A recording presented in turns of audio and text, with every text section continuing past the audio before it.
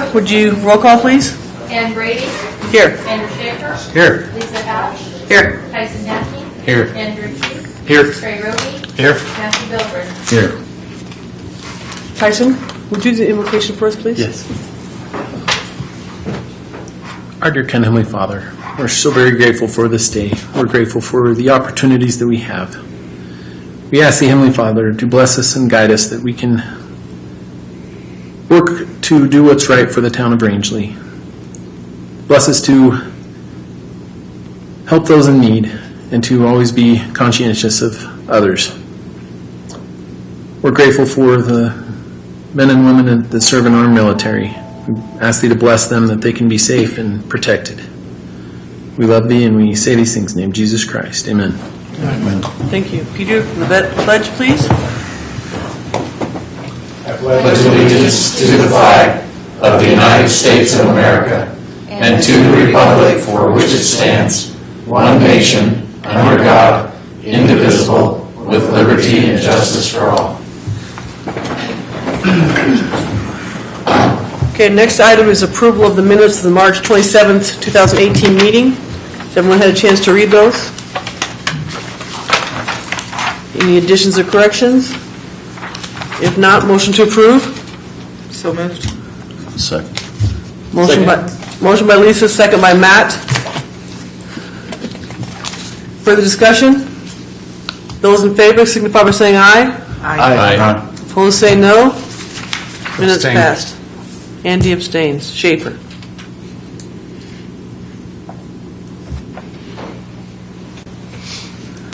Okay, our next item is petition and public input. Do we have anyone in the audience that wishes to address the council at this time?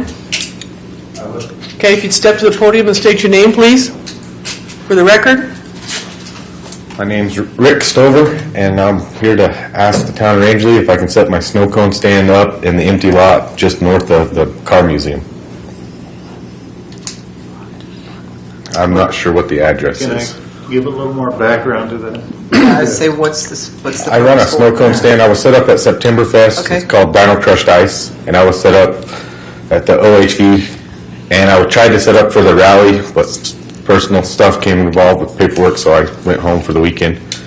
So I was just asking if I could have permission to set up there and sell snow cones to the kids and anybody else. I don't know what the procedure is for that with the... So Bud has offered to provide him electricity and water, and he's asking if he can put his snow cone stand intermittently at the southeast corner of that parking lot, right next to Bud's lot. Okay.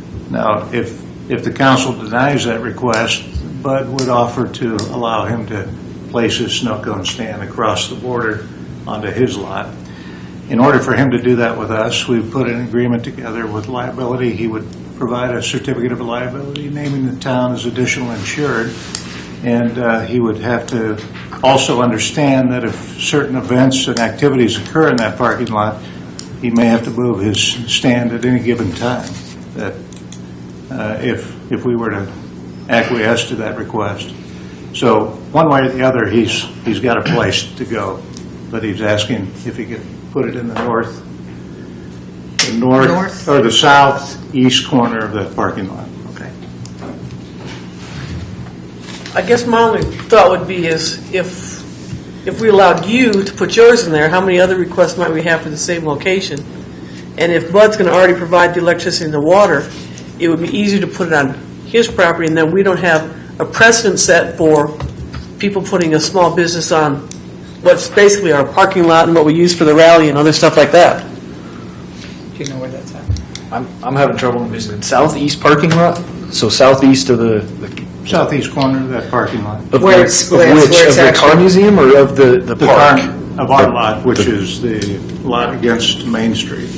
Car museum. Gotcha. Where the sign is. Where it turns to dirt. That's our lot mixed with those. Okay. Okay, where it turns to dirt. So it's kind of half. Okay. Yeah, we've got the, right. Okay. Like I said, I don't have a problem with the business itself. I think it'd be great for not only kids but also adults. Everybody brings a kid out of everybody, actually. When we have had events, I think, John, if you can confirm this, we have had him set up on that lot for particular events, or he's been allowed to anyway. When the cars are parked there and people are coming in, there's the snow cone stand has been sitting there, but But we want to move the snow cone stand closer to the museum when we have activities going on, so that for the rally and things like that, the OHB rally, so everybody can go through the corner. And it won't be like an everyday, all-day thing. It's only occasionally when I need to come to Rangeley if I don't have events somewhere else going on. I can kind of see the precedence thing, but If they've already done it, though. he's already done it. I've already, and in pro-business, I think we need to set that message also a little bit. So, it's just these pull-in snow cones. It's not like they're going to build a building there. So I personally think we could probably do this. That would be my vote. There's nobody else in town doing snow cones right now, correct? Yeah, my question is that the only thing you sell? I do prepackaged snacks and bottled water and apple juice. That's what I'm permitted to sell by the state of Colorado. I don't do no food, no dairy, because I don't have the refrigeration, and I don't want to deal with that health part of that, with selling that kind of stuff. So I just do strictly snow cones, bottled water, apple juice, because I'm not selling soda, because I got enough sugar in my snow cone syrup. Don't need to be selling soda too, so I try to stick with some healthier drinks, Iced tea, just prepackaged stuff. So you've done this in the past on that lot, am I correct? I was back towards the museum, up against Bud's building during the rally cross. That was the only time, and then the other times I was set up at Elks Park for September Fest and the OHV. So Peter, what would be the procedure that he needs to do? If we, because it's not on the agenda for approval, so, yeah. I mean, we can add it on there if we need to, but what exactly? I was basically looking for a consensus that Okay.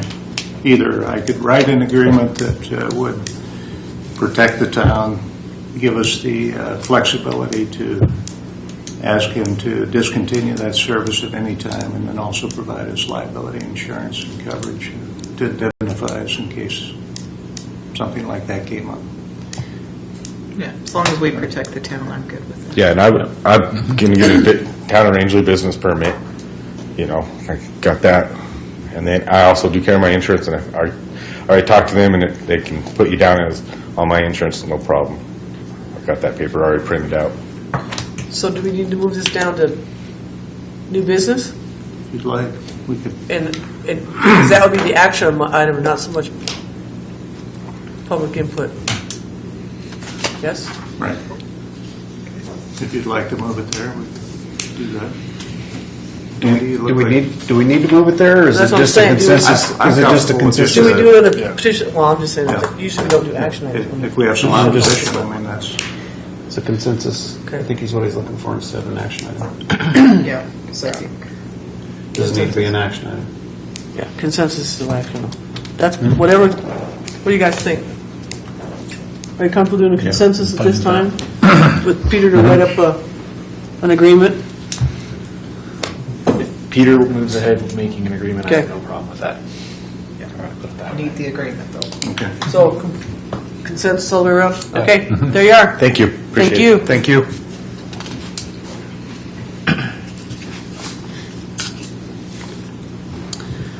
Next time is changes to the agenda. Peter, do we have any changes for tonight? Not yet. We almost had one. Okay. So, nothing there? I think we're good. No public hearings? Community board meetings? We had any meetings that we need to put under the board meeting? Committee meetings? Committee? We had none that were advertised that, Okay. yeah. The outreach went well, right, but no issues or anything to, Yeah. Was there, you mean with regard to advertising that meeting? yeah, or just general comments about, it went well and looking for participation, I think. I had a lot of positive comments about it. And, we had 5 people that signed up for the outreach program that weren't present that night, so and we still had a pretty full room. If we get 5 more people in there, it's going to be packed. But overall, it was a very open exchange, I thought. Good comments on both sides of the equation, I thought. Good. Okay, we'll move on to supervisory reports. Kelly, that would be you. Kelly's up first.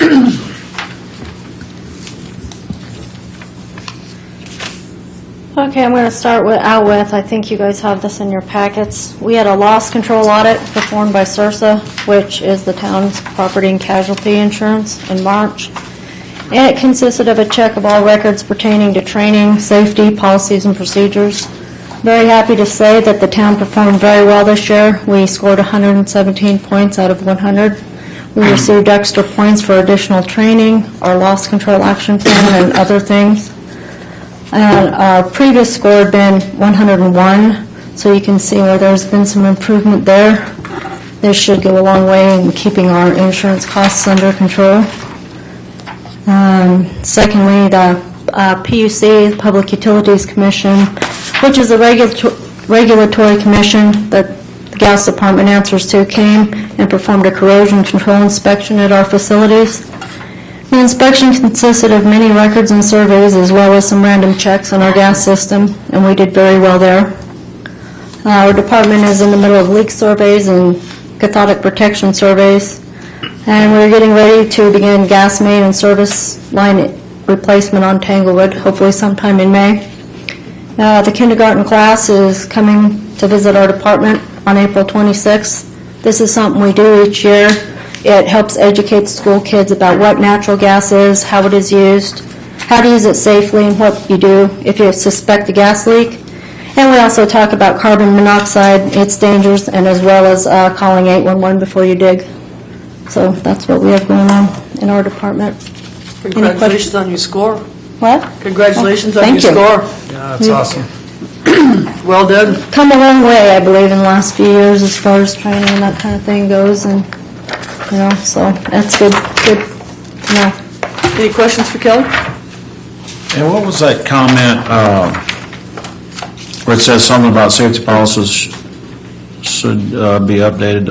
Let's see. No, that's not where I was looking. Talked about JSAs. If you created JSAs with the work, that they would gain 5 additional points. Is there something to that? That was something that we had on our action plan before every major project, that whichever department it was, you would do a JSA. So that's been implemented? Yes, that's one that already has been implemented. We decided that would be something that would help us in the, safety and loss control department to do so. And that's one that's already Is that been where those implemented. bonus points came from, I guess, some of them? Yes, that's where some of those come from, is definitely the loss control action plan. And the safety policy is the new one that we have. We are going to go through our safety policies and kind of update them and make them maybe more department specific. And so that's something that's new that's going to happen in this year. All right, great job. Thank you. Thank you, Kelly. Thanks, Kelly. Jeff? Jeez, Kelly.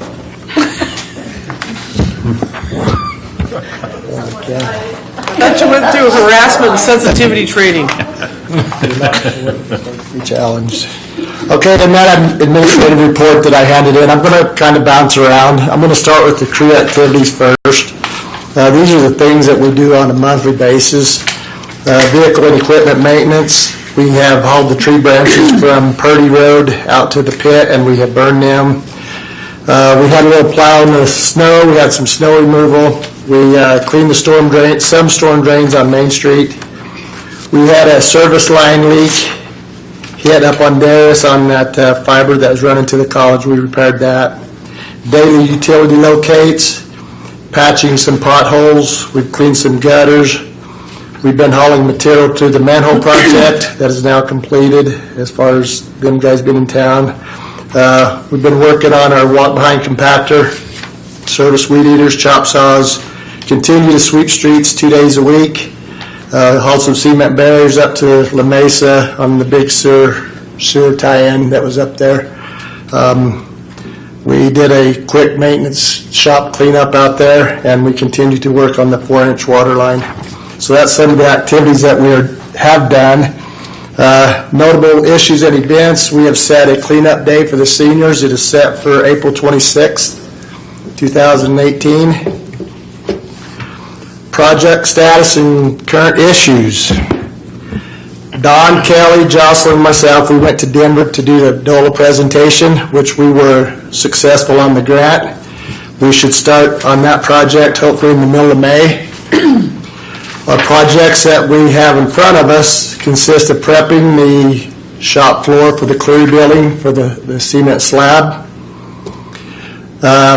We got 3 or 4 guys working down on Apartment 5, rehabbing it at White River Village.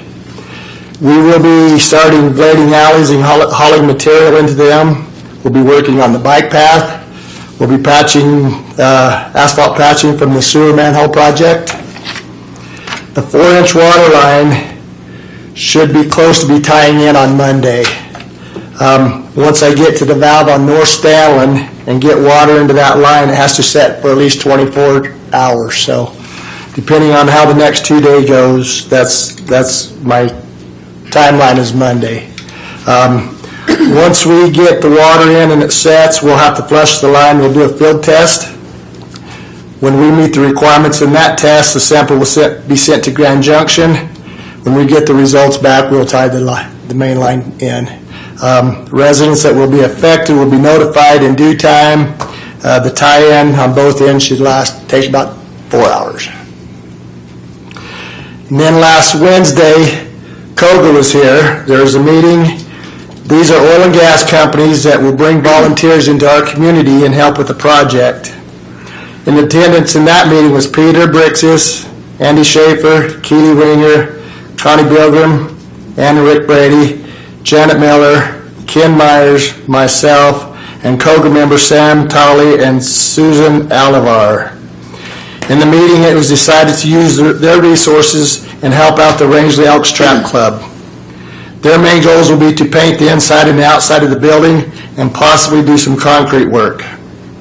I will be looking for volunteers to help set fence posts and string the chain link fence.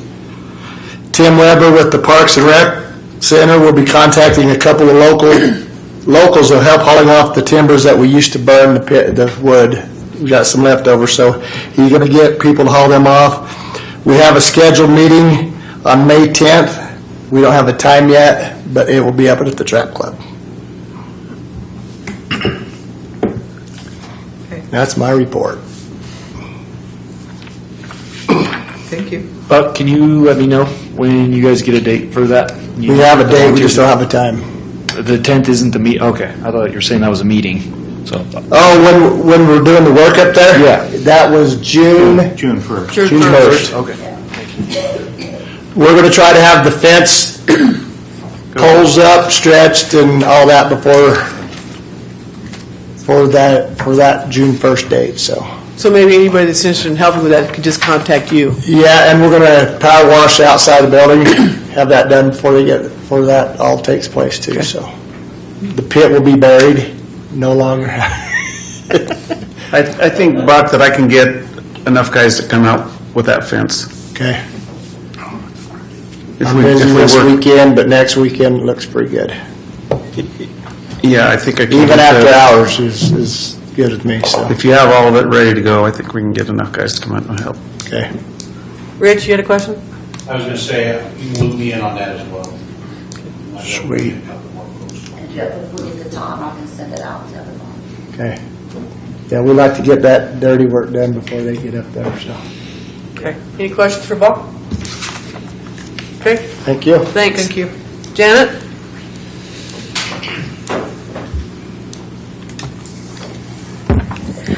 Okay, so we just finished the laundry expansion project at White River Village, which we essentially doubled their laundry capacity from 2 washers and 2 dryers to 4 washers and 4 dryers. Tenants are very happy with that project.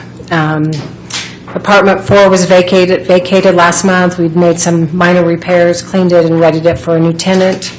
Right now, we're right in the middle of a remodel on apartment 5, which the gal that moved out was there for 16 years, so, yeah, so it's a total remodel on that. So that's happening right now. The carpet installation in the common area of the main building will be happening in the next couple weeks. And then, of course, maintenance and cleaning is ongoing there. The townhomes, we had a vacancy there this last month, which we did several repairs, painting, sheetrock repairs, fixed a door, readied it for a new tenant. It's ready now. At Town Hall, we got this shop back here clean and organized, got some stuff cleaned up around it, so it's more user-friendly. The Golden Spade program, Connie and I have been working on giving the Golden Spade program a facelift. We've changed it from, it's always in the past been the nicest yard, nicest storefront, so we've changed it to most improved storefront and most improved yard. So we're hoping for more people to participate and hopefully get Main Street looking a little better. We confirmed all of our sponsors. We've got the flyers ready to go. Looking for volunteers for the judging committee. And the program runs June, July, and August, so that's a little bit of time on that. In the next little bit of time, we're going to get real busy with spraying alleyways, getting a handle on the weeds before they start getting out of hand. We'll be cleaning all the flower beds on Main Street, Town Hall, White River Village, at the Car Museum, pruning trees as time allows, irrigation turn-ons. And then the town flowers are on order. They should be delivered in the next couple weeks. Met with Danielle at the Garden Club, and we're tentatively set to plant on April 28th, which is a Saturday. And then we'll grow them out until we'll put them out the week right before Memorial Day out on Main Street. And then Julia's Pool Memorial, hoping to start that mid-May. And then, code enforcement. You've got my report, but I have 33 active cases, 21 new cases this month, and 16 closed cases for the month. That's Any it. questions for Janet? Are you having a lot of problems with the code enforcement, or most people complain with it? I find most people comply with one notice. Most people, of course, it's no fun to get a letter from me, but I think most people, once they think about it, and I probably 75% of people will just comply. And then if the ones that don't comply, what I do is I send the first notice of violation out with, depending on what it is, between 1 and 2 weeks to comply, and then I'll do a follow-up. If they haven't complied, I will send out a certified letter. That way I know that they've actually got the letter. But most people with the first letter, I will comply. That's good, right? I've got a question. Someone brought it to my attention that as a renter, when there is a code violation on the property that they're renting, I know they're responsible typically for keeping it orderly, but do you cite the tenant or do you cite the landowner? Typically what I'll do is I'll send the notice of violation out to both the landowner and the tenant, asking them to comply. It boils down to the landowner. It really is the person that that is responsible in the end. Okay, well, just a question they had, and just for my understanding. Thank you. So I just pulled up on here the refuse violations, just because there were so many compared to everything else. Refuse, yeah. The refuse, sorry. When I read it, it just says classified as junk or litter. Yeah. Is there, how do I want to word this? Does that wording make your job difficult? Yes. Because people will say, oh, that's not junk. I'm going to use that. Okay. But the code defines it as if it's not currently usable in its current state, is illegal to use because of laws, or cannot be used on the property. Okay. So that helps when somebody questions that, once I explain that to them, they generally will get it. But yeah, it's people, everybody's junk is different, so, Had a feeling that might be the case. yeah. One man's junk's another man's treasure. That's right. Okay, anything else, Janet? Thanks, Janet. You said Vince wanted to, Yeah. Vince, you had something you wanted to, Oh, yes.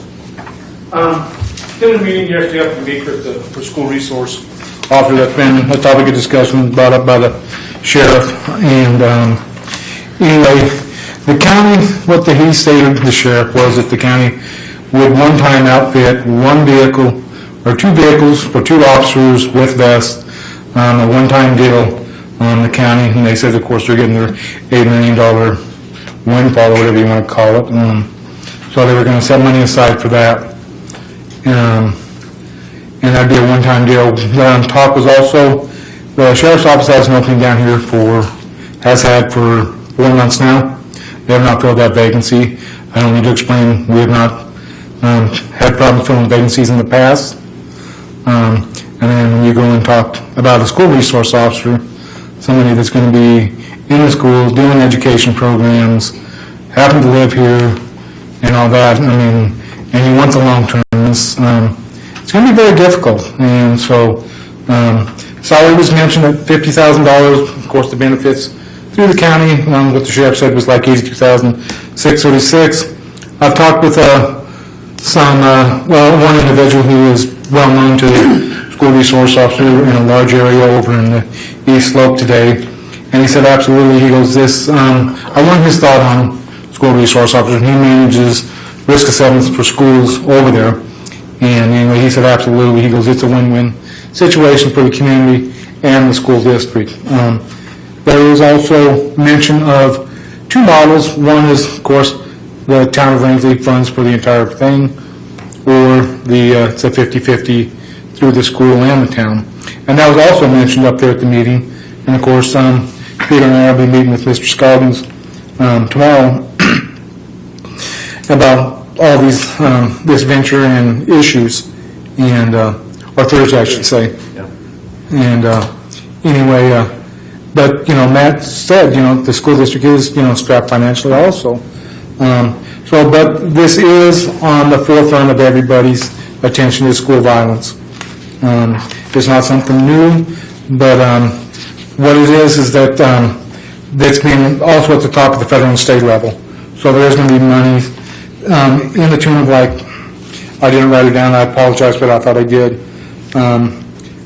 But anyway, I'm saying like $350 million, federal funds and state funds. I don't know how much the state was, that was a mention of the federal funds. And a rural agency like ours, first time, but this is actually the second time we've done this, if we go down that route, is a very good chance that we would receive that.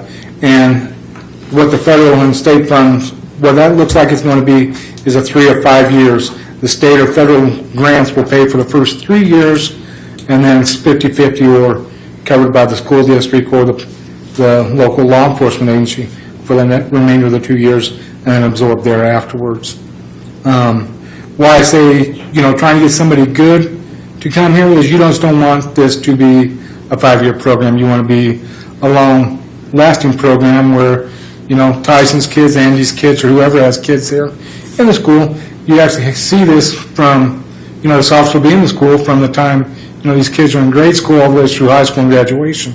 And that's why I think it's so important to get the right individual for this. Where that person may come from, I don't know. Because everybody else is searching for the same thing too. And of course, we just don't have the amenities of what everybody else does, so our job and tasks are much more difficult. But what I wanted to bring this up is that, you as board members and the incoming ones need to be talking about this into the community. So this is something that's being brought up, and just not by me, by everybody, and getting the voice and opinions of the people in the community. If this is something that they're even interested in, and it may not be, I don't know. The training I've been to, what I've received, It's not a matter of if something's going to happen, it's going to be when it's going to happen. We do everything we can training-wise for the police department, and we're going to try to be more into the school and try that also. But having somebody there 24/7, and this would be even, if a school resource officer is brought in, it's going to be even at Parkview, it's going to be at the junior, senior high.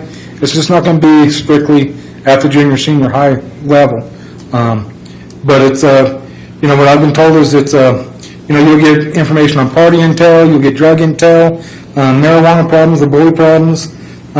It's a positive relationship, and it's a source of trust. And that's where it comes, the length of having somebody in there enables them to foster a good relationship with the young kids that are in Parkview all the way through graduation. And you have that trust level that actually builds and grows with them. So I just want to let you know what's going on, and have the community voice their concerns, issues in a positive way. I think that we need to hear from them also. And of course, we know that there's not a lot of people that come here. Maybe there might be the next go around when we talk about this again. So that's my concern, is trying to get everybody involved enough to get this ball rolling and get some thinking going on about this. So I really have nothing more than that.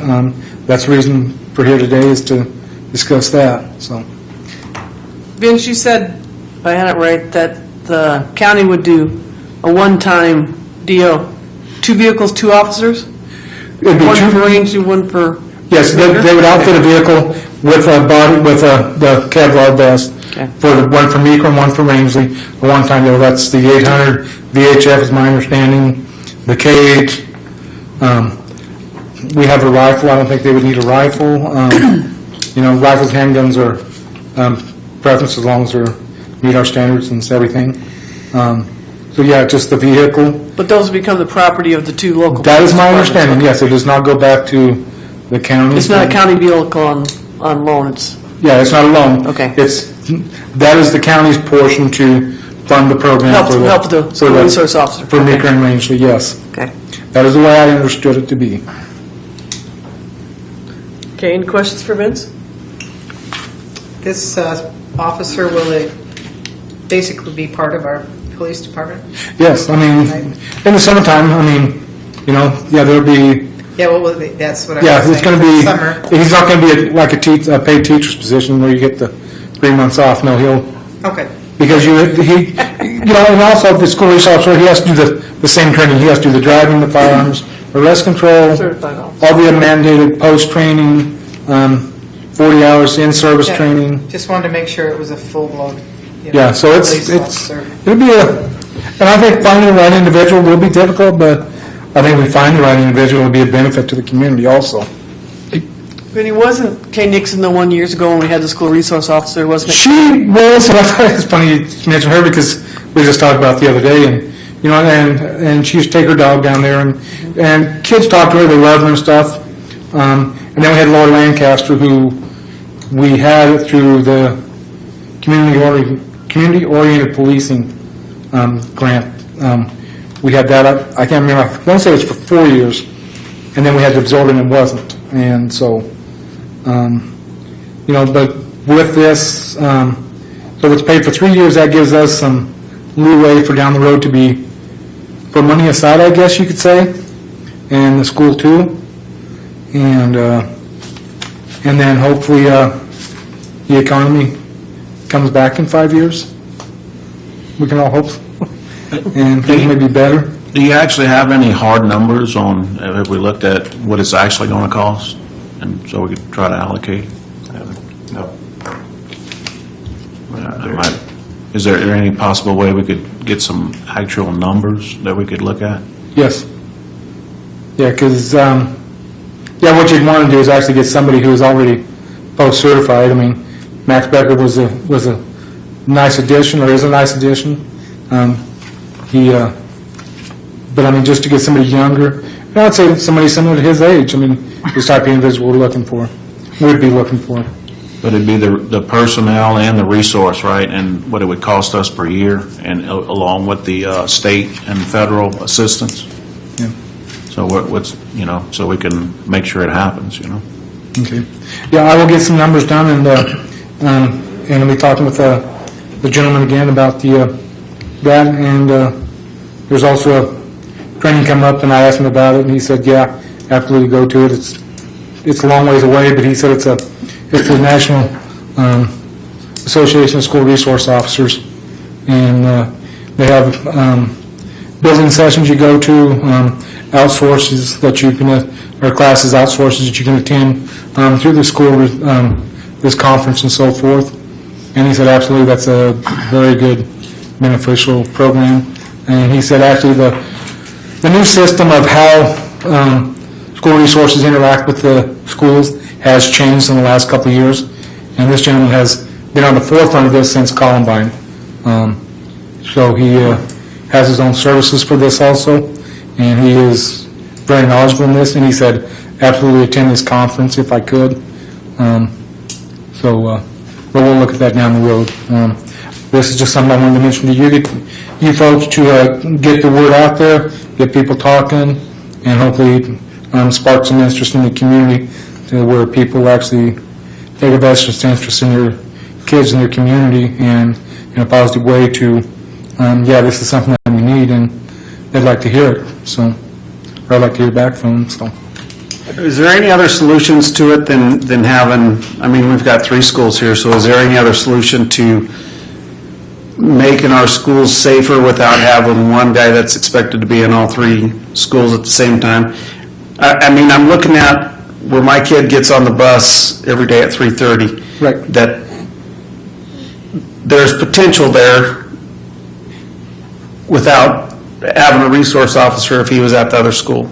It'd be tough to have one school person there at a time, so to me it's scary because that one person can't be there all 3 places at the same time, so I don't know if there's any security issues that can be. And that's it, you're absolutely right there, and that has something that's been talked about, is, just like in Florida, the last one, they knew pretty much where the school resource officer was going to be. So you don't plan to do your attacks where they're at. You plan to be at a different location. But you also want that officer to go after them too. You don't want them to run from fear. I think that's a good question. Is there other solutions that we need to look at? And meeting with Matt on Thursday, I think Matt has some different ideas about this too before we get real serious about one solution here. Yeah. And to Matt Dogren's point, we'd be happy to put some numbers together and get them in front of you next meeting, maybe if we can figure out what solutions we're looking at. There's a lot of things, like you said, Vince, that have been tossed around, like concealed carry with some of the teachers that might have training or could be Guys have been trained. brought up. And there's a multitude of other avenues we can go. This is not one. I'm just saying this is the most expensive one, and this is the most expensive route. I'd volunteer to hang out with those little kids with my concealed weapon. Well, it's tough when you go to lunch with them because everybody wants to know, have you killed anybody? And that's the first thing they look at your gun. Have you shot anybody? I go, no, I haven't shot anybody. Have you killed anybody? No, I haven't killed anybody. Yeah, I've already had those questions thrown at me. Yeah, it's fun. But no, when I talked with John Sims, and he said, why couldn't you install fire retardant doors on every one? Well, then you have to Lock them in every day. you'd have to change your code, and it has to be approved through the fire marshal and all that. So there's a lot of options you can do. This is not just the option, and that's, And maybe but it's a that's- mix of options. So, Yes. yeah, I think it needs further discussion. Is there any discussion, did you guys have any discussion on who becomes the SRO? Because everything I've been seeing is the sheriff's office usually handles the SRO responsibility, not the local police. No, it's pretty much the local police department, so I thought. Grand Junction's local? Okay, because I know the guy that was there in Florida he was a sheriff. And That's Florida, not. well, and that's what I'm asking, was there a discussion on why? You mean the guys that stood down while they were Yeah. sheriffs? Yeah, well, that was because they don't want to be the ones in charge of doing an investigation in the school and then be interference with our jurisdiction. It'd be better if it was handled straight from the sheriff's mouth, is what I'm saying. Well, that's what I was trying to see if there was a reason that Then that's what he they said. tried, because, I mean, Not technically to the step on sheriff's. toes, and Stubblefield agreed that the best thing would be, is to be under the chain of command of the police departments. Okay. That was my next question, so, okay. Anything But else? no, there is other options, and we'll look at that. And again, when we're discussing that with Matt, I'm just doing the most expensive one right now, and it was brought up, so. Okay. Anything else for Vince? So you're not into the planning process of getting an officer at this point, right? No, there is no, it's just a lot of talk and implementation and seeing where we can go and what we can do, what our options are. And so is it just you and the SO talking about it right now, you and Anthony? Or Yes, is there and- more people involved in it? It's the 2 school districts, 2 town manager, and 2 police departments. 2 law enforcement. Okay, gotcha. Thanks. Thank you. Thanks, Vince. Okay, we'll move on to report from the town manager. Peter? Okay. Normally, once we have a newly elected council, we have a facilities tour, and I think Matt's already asked about that. We'd like to schedule that, and I was talking with Andy about that earlier this evening, May 1st at 5 p.m. That's a Tuesday. That's the off Tuesday. We could meet at Town Hall and take off from there and tour each of the facilities.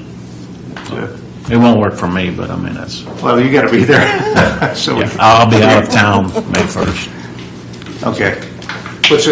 What's a better solution here? Well, maybe we can talk and find maybe all of us the incoming and find a date and with this for everybody, it'll work. Sure. I definitely want to be there. No, I I brought it understand. up, so. Okay, well, we'll just organize that tomorrow. We'll start working on that, so you can come up with a date where everybody can meet. I think Andy and I were talking, and I think Andy's preference is that we have a night that's not a council night, where we can possibly have another a work session or something after the meeting. Yeah, mainly I was thinking of getting everybody together after everybody's sworn in, getting together and bringing some of the council members if they have some questions on what's going on to this point, if they haven't been to all the council meetings, to try to get them up to speed on what's going on. If they have questions, what's gone on in the past, maybe to answer some of those questions so they're up to speed on it rather than trying to figure it out all on the run. And if they have suggestions or whatever that we need to look forward to, that we could talk about it then and then move forward. But I definitely think having a work session, whether we walk around and look at the facilities at the same time and then get the group together and brainstorm for a little bit, I think is definitely worthwhile. I'm all in. Okay. So we'll work on a date. Last night I attended a predation meeting. You remember the wildlife specialist who showed up from USDA a couple of weeks ago. They were talking about how to organize that. They selected John Hill on this end of the county as the point person for that discussion. The towns are really kind of and it was pretty obvious in the course of the meeting that the towns are really going to have a minimal requirement here in terms of our needs in that with that regard. But we do have some needs. We have pests and prairie dogs and skunks and ravens and that kind of thing. So we can contract individually with the wildlife specialists and pursue it that way. Might be the most cost-effective for us. Anyway, it looks like the group of ranchers and livestock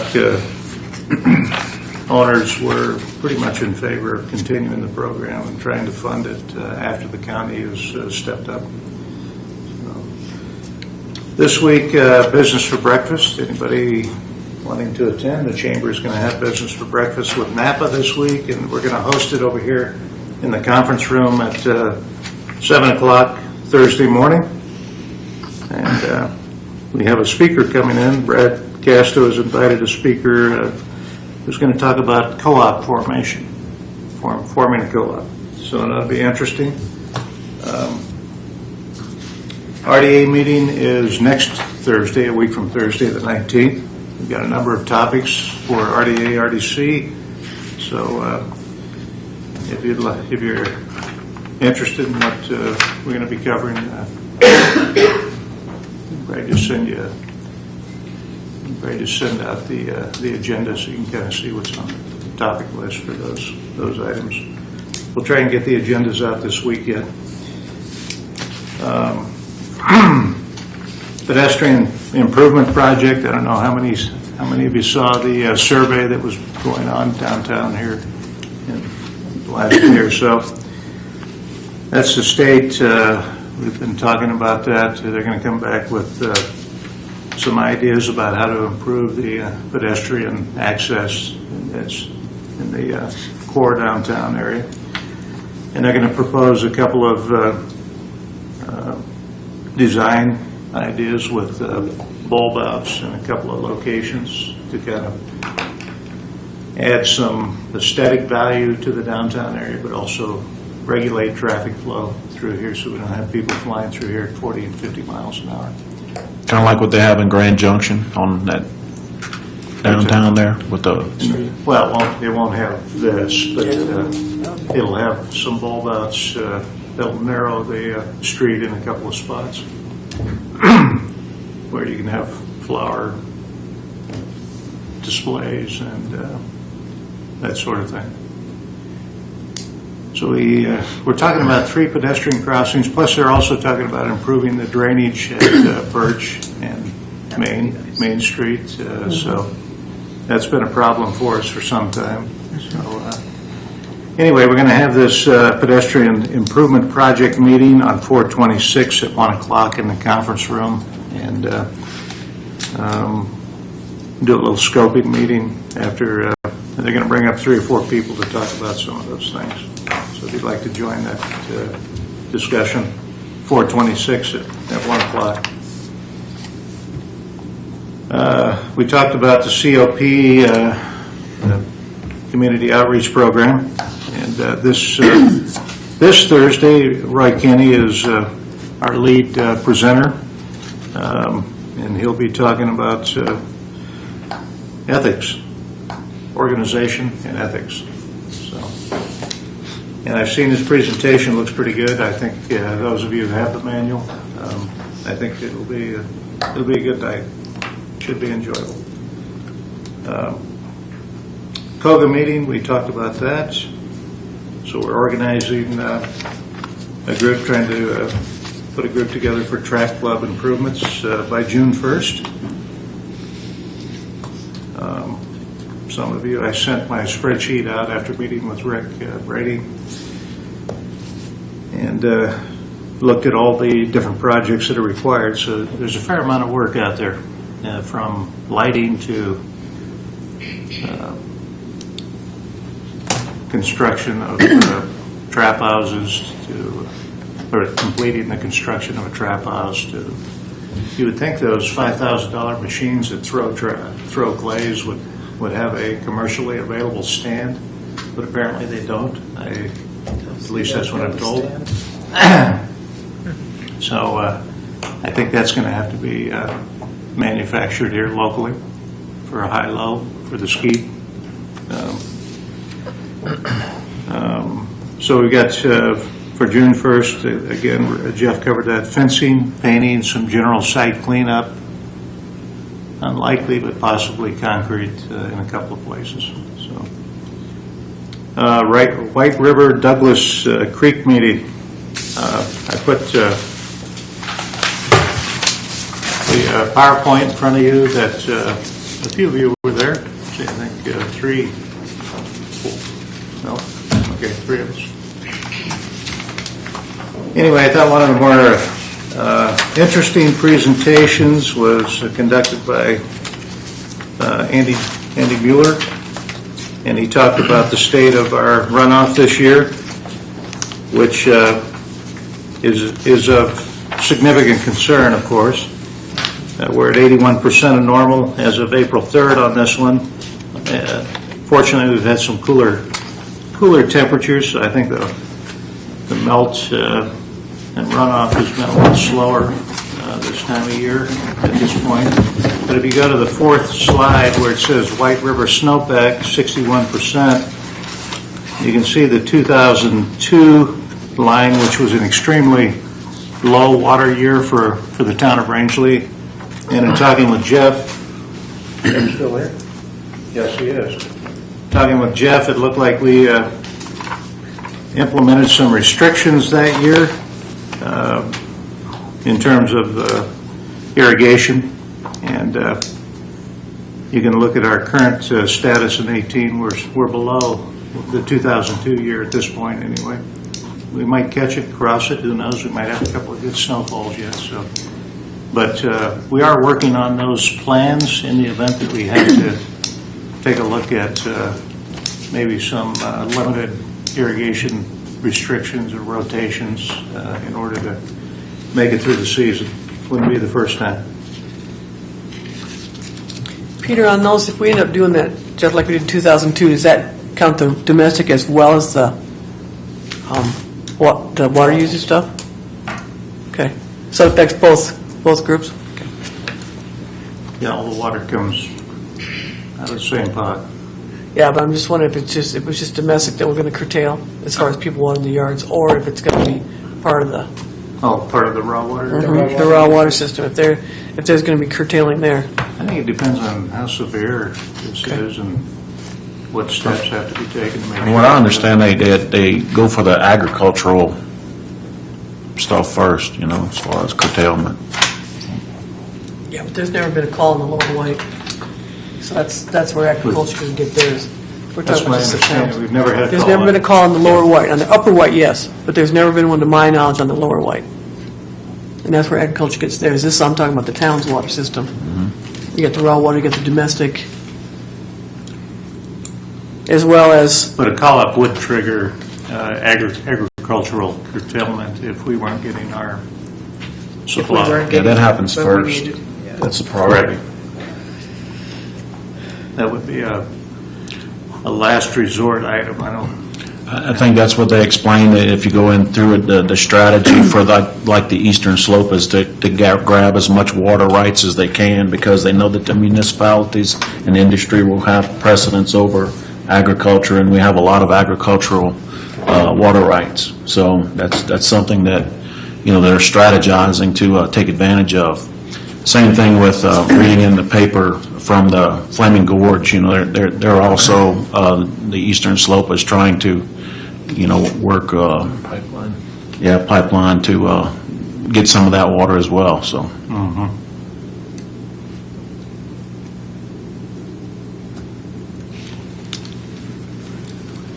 Anything else, Peter? Yeah, just a couple of things.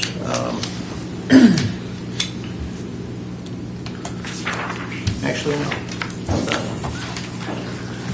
Peter, have you guys heard anything on the OHV trail system? I know the comment period was supposed to end, whatever, March 31st or whatever. Have you guys heard anything? We're in the amendment process for the environmental assessment stage, and it's not public yet. There'll be public comment on that later on, but that's not going to inhibit it. That's not going to inhibit the signing of the trails. Okay, that part got approved? Because we were waiting on, before we could lay signs, we had to wait for the approval after they did their 30-day comments? Right. Yeah, the programmatic agreement has been approved.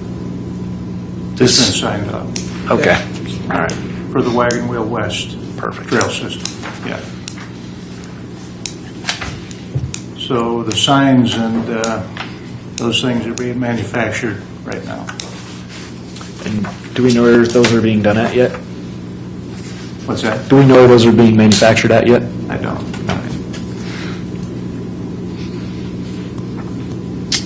one's heading that up. We're helping with making sure that we have some comment on the design of the signs that are going out there. Perfect. Yeah. Cool. Thank you. Okay, anything else?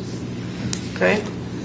On the old business, Peter, if I understand this right, we did table that in the census, a decision to table pending further amendments, but you will continue to leave this on the agenda so we remember. But until those changes are made, we won't be taking any action on it, correct? That's right. Okay. So we'll just note that that's there, we'll move on to new business. Discussion, action to approve the March 2018 check register. Has everyone had a chance to look at that? Any comments or questions? If not, do we have a motion to approve? I motion to approve. Motion by Matt. Second. Second by Andy Schaefer. Further discussion? Those in favor signify by saying aye. Aye. Opposed, say no. Motion passes. Okay. You have your informational items and scheduled announcements. Is there anything else to be brought before the council? Just one point that I need to bring up is the 911 board will need a replacement because they have a town council member as a representative on that, and I am the current representative, so that's another board that needs a town council rep. So anybody that's interested in that, See the new mayor. let me know. It's a quarterly meeting. I couldn't resist stand up. Okay, No, no. so, do I have a motion to adjourn? So moved. So moved. Who was it down there?